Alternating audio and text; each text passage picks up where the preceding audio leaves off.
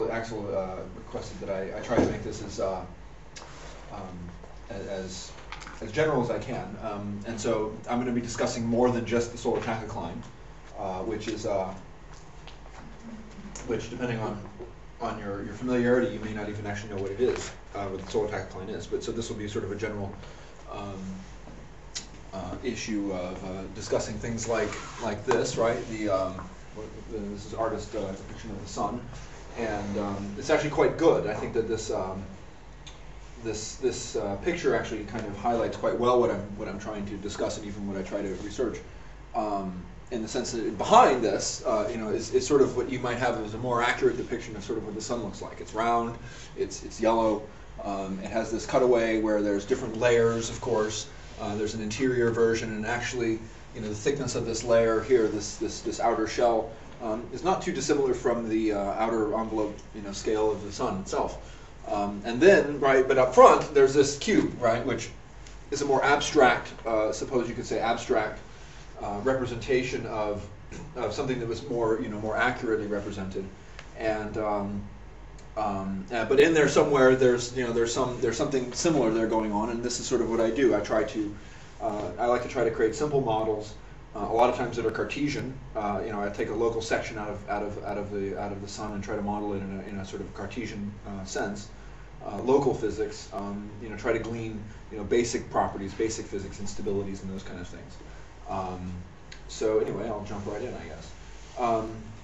So yeah, the first thing to do is well, why are we interested in the sun?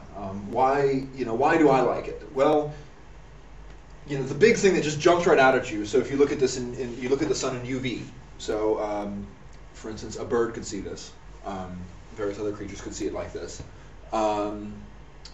There's obvious structure here. So this is taken from satellite SOHO, and you can see that there are these sunspots, these pairs where you can see arching loops going between the two of them.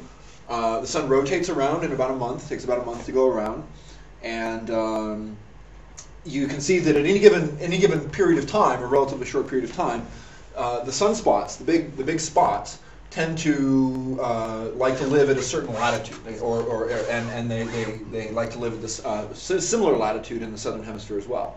And then at this given period of time, there's no spots near the poles, and there almost never is any spots near the poles as far as we know. But at this period of time, there's also very little activity going on at the equator. And however, so the lifetime of a typical spot is a month or so. They live about a rotation period or two of the sun. But what will happen is if you go over time, these things will appear and they'll live their life, and then they'll die away, at some latitude. But this spot's predecessor will, on average, be probably a little bit lower. It'll be just a little bit further south, and this spot's predecessor will be slightly further north. And what you can get is some intriguingly regular pattern. Yeah, Tom. But you just said, as far as we know, they don't occur in the polar regions. Is that because of the observational limitation of the satellite, or is that a bit of both? A theoretical argument